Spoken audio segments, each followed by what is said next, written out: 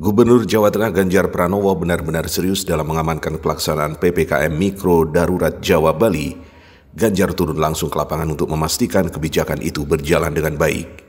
Ganjar Pranowo yang didampingi Wali Kota Pekalongan, Kapolres Pekalongan Kota dan Dim 0710 Pekalongan, Sekda Kota Pekalongan dan Kepala Dinas Kesehatan mengecek pelaksanaan di Kota Pekalongan. Ganjar meminta Bupati dan Wali Kota termasuk jajaran TNI Polri untuk lebih tegas. Ganjar juga mengecek RSUD Bendan Pekalongan, tempat tidurnya sudah mencapai 40%, namun hingga saat ini pasien positif COVID-19 di RSUD Bendan sudah penuh. Ganjar meminta Bupati, Wali Kota bersama TNI Polri lebih tegas kalau ada yang nongkrong langsung dibubarkan.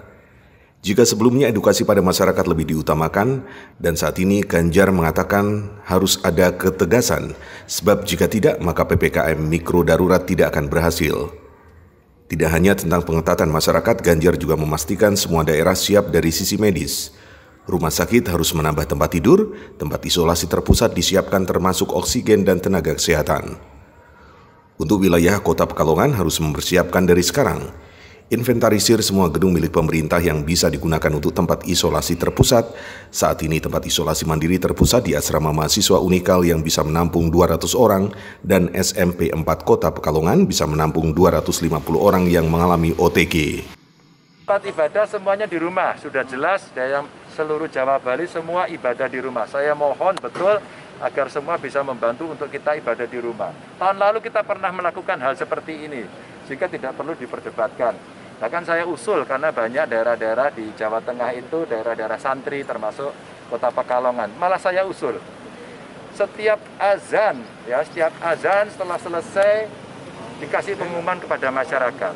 Yang sholat siapa ya sudah, yang jamaah di situ yang takmirnya saja. Paling kan cuma 3 atau 5 orang. Setiap habis maghrib sampai isya jangan putus, ya, istighosah. Siapa yang mimpin, yang takmirnya di situ saja, yang lain di rumah, di tetangga kiri kanan di rumah saja, ya, sehingga usaha lahiriah kita lakukan, batiniah kita lakukan. Meski masyarakat beribadah di rumah, namun Ganjar meminta tempat-tempat ibadah tetap menjadi pimpinan spiritual bagi umatnya. Pemuka agama di setiap tempat ibadah di Jawa Tengah bisa menjadi penggerak untuk meningkatkan spiritualitas masyarakat yang beribadah di rumah. Harapannya keimanan dan spiritual menjadi naik, jadi tempat-tempat ibadah tetap bisa menjalankan perannya untuk memimpin umatnya meski mereka beribadah di rumah masing-masing. Tim Liputan KJN TV.